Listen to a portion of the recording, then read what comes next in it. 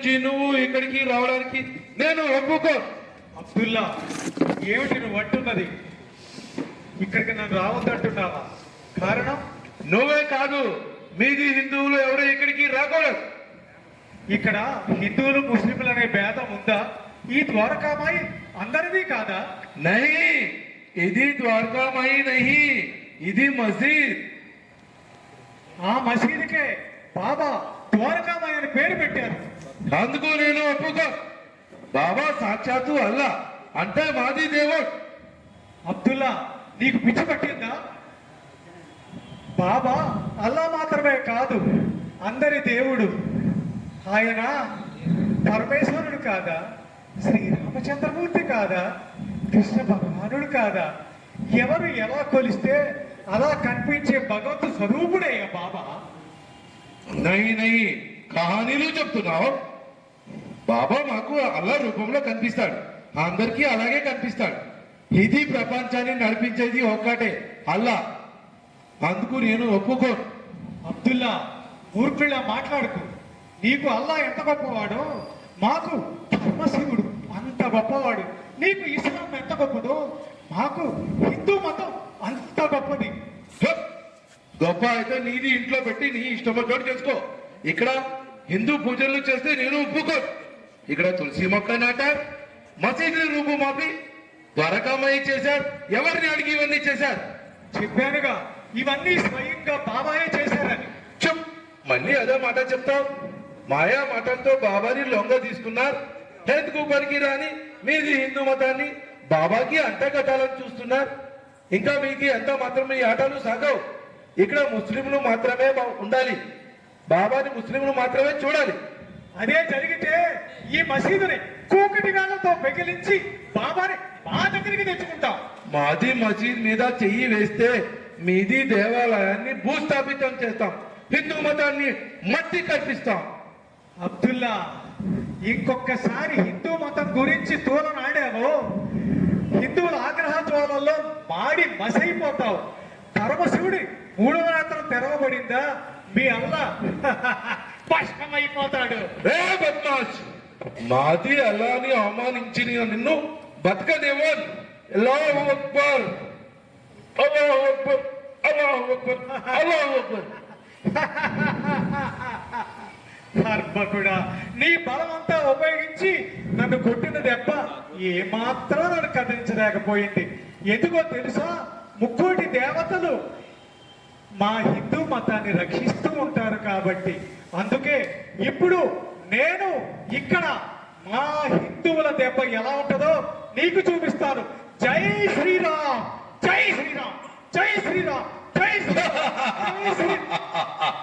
నీది కొట్టిన దెబ్బ నాది ఎడమ కాలు చిన్న గోరు కూడా లొంగేది లేదు.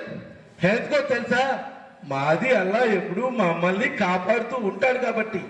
ఇప్పుడు చూపిస్తా ముస్లిం తడక. అల్లాహు అక్బర్, అల్లాహు అక్బర్, అల్లాహు అక్బర్, అల్లాహు అక్బర్, అల్లాహు అక్బర్, అల్లాహు అక్బర్, అల్లాహు అక్బర్, అల్లాహు అక్బర్, అల్లాహు అక్బర్.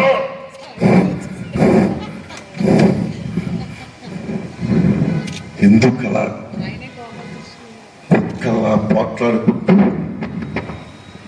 ఈ ప్రదేశాన్ని రణభూమిగా మారుస్తున్నారు. ఏ మాయరోగం వచ్చిందని ఈ పవిత్ర స్థలాన్ని అపవిత్రం గావిస్తున్నారు. చెప్పండి, చెప్పండి, చెప్పండి రా. అది కాదు బాబా, అది కాదు బాబా. మరొక్క మాట మాట్లాడామంటే చంపేస్తారు బాబా. ఇలాంటి చరిత్ర హీరుడి చరిత్ర కల్పించాలనుకోవటం నేను చేసిన ఘోరమైన పొరపాటురా. నీలాంటి సంస్కార హీనుడిని సంస్కరించాలని మాట్లాడుకోవడం నేను చేసిన బుద్ధి తక్కువ పనిరా బాబా. क्या है तुम्हारा मुस्लिम का बड़ापन, क्या है तुम्हारा इस्लाम का इज्जत, क्या पढ़ा है तुम कुरान में, क्या सीखता है तुम कुरान में, क्या तुम्हारा कुरान की ये भी बोलेगा कि हिंदू भगवान नहीं मानना, ఏం చెబుతుంది నీ ఖురాన్ బాబా? ఏమని బోధిస్తుంది నీ ఖురాన్? హిందూ మతం పనికి మారిందంటుందా? హిందూ దేవుళ్ళు అనారోగ్యం అంటుందా? మతాలు వేరైనా భగవంతుడు ఒక్కడేనని చెప్పలేదా నీ ఖురాన్? ఏ పేరుతో భగవంతుడిని కొలిచినా దైవం ఒక్కడేనని చెప్పలేదా నీ ఖురాన్?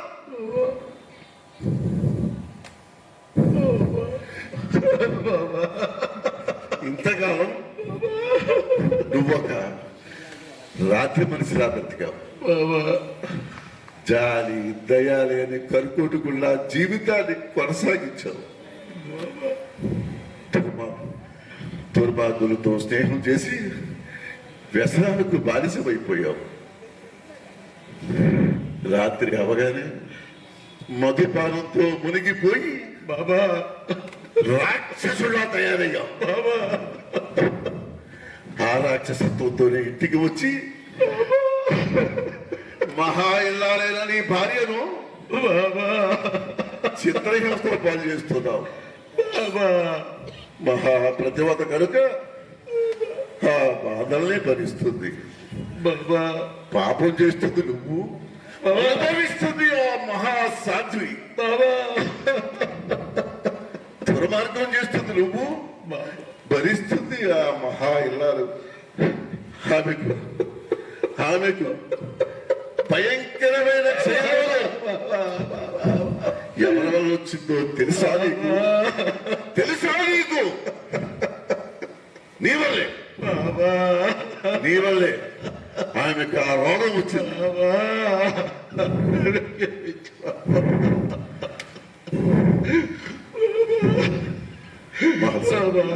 తెలిసి బాబా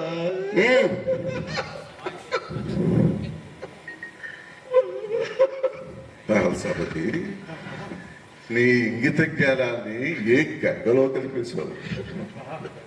సహజ లక్షణమైన నీ శాంతి స్వభావానికి ఎప్పుడు ఎప్పుడు అంత్యక్రియ జరిపావు? ఎందుకు ఎందుకు నీ హిందూ మతమే గొప్పదంటూ నరాలు తెగిపోయేలా ఘోషిస్తున్నావు? ఎందుకు నీ హిందూ దేవుళ్ళే ఘనమైన వాళ్ళని గొంతు చెచ్చుకుంటూ అరుస్తున్నావు? ఏం చెబుతుంది నీ భగవద్గీత? ఏం నేర్చుకున్నావు నువ్వు భగవద్గీతలో? కామైస్తైస్తై కృతజ్ఞాన ప్రపంచంతే అన్యదేవత నియమం తం తం నియమవాస్తాయ ప్రకృత్య నియతాస్తాయ. ఈ శ్లోకానికి అర్థం తెలుసా నీకు? మానవుడు అనేకమైన కోరికలతో ఒక్కడైన భగవంతుణ్ణి అనేక నామరూపాలు కల్పించుకొని ఆరాధిస్తున్నాడు అని అర్థం. భగవంతుడికి కూడా కులాలు మతాలు అంటగట్టే నీచ స్థాయికి దిగజారిపోయారు. మసీదుని నేలవంతం చేస్తే నీకు కలిగే ఉపయోగం ఏమిటి? హిందూ దేవాలయాల్ని భూస్థాపితం చేస్తే నీకు కలిగే ప్రయోజనం ఏమిటి? నువ్వు అతన్ని పుట్టిన దెబ్బలు, అతను నిన్ను తన్నిన తన్నులు ఎవరికి తగిలాయో తెలుసా నీకు? తెలుసా నీకు? చూడండి,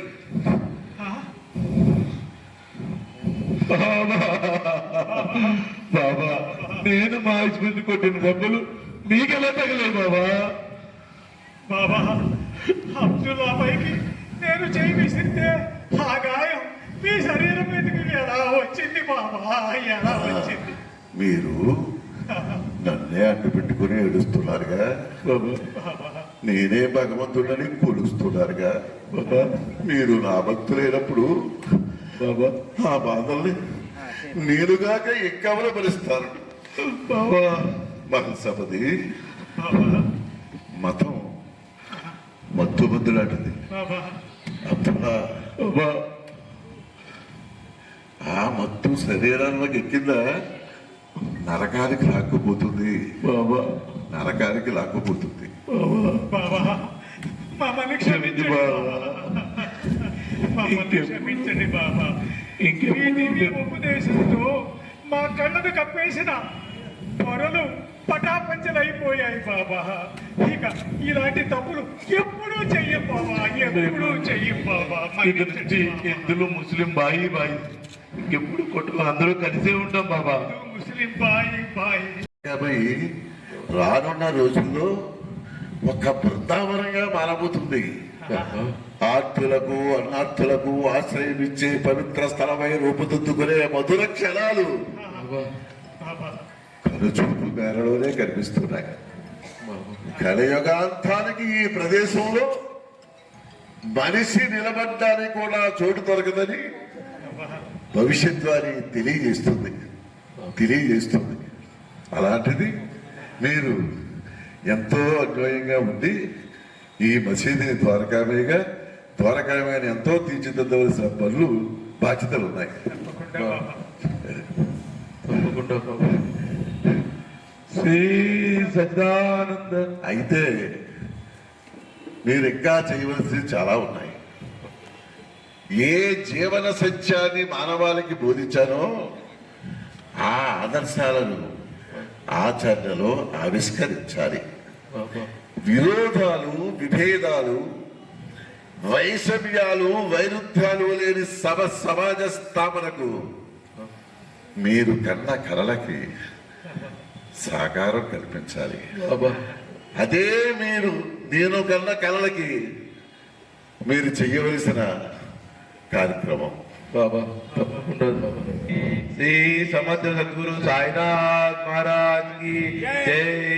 శ్రీ సమర్థ సద్గురు సాయినాథ్ మహారాజ్ కి జై.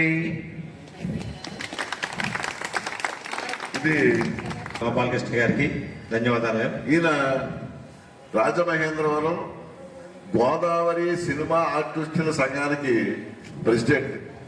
ఈయన పేరు డి శ్రీనివాసరావు గారు. ఆయన ఆర్కే మాస్టర్ అంటారు. RK study centre. RK study centre ఉంది. ఆ ఆర్కే స్టడీ సెంటర్ అధినేత. మరి తొందరగా దగ్గరలో ఇవ్వడంతో కొన్ని రిహార్సల్స్ పట్టడంతో చిన్న ప్రాబ్లమ్స్ ఉన్నాయి, ఏమనుకోవద్దు. అంటే మాకు స్టేజ్ పర్ఫార్మెన్స్ ఇప్పుడు దాకా తెలియదండి. షార్ట్ ఫిల్మ్స్, మూవీస్ లో చేయడం అలవాటు, కానీ ఈ స్టేజ్ కార్యక్రమం చేయడం ఇదే మొదటిసారి. గోపాలకృష్ణ గారు మాకు ఈ అవకాశం ఇచ్చారు. సో ఏదో 2 రోజుల్లో మేము నేర్చుకుని ఇది ప్రదర్శించడానికి ట్రై చేసాం. నా పేరు శ్రీనివాస్ అండి. నేను journalist, Y news reporter plus చీమా గోదావరి మూవీ ఆర్టిస్ట్ ప్రెసిడెంట్. ధన్యవాదాలు.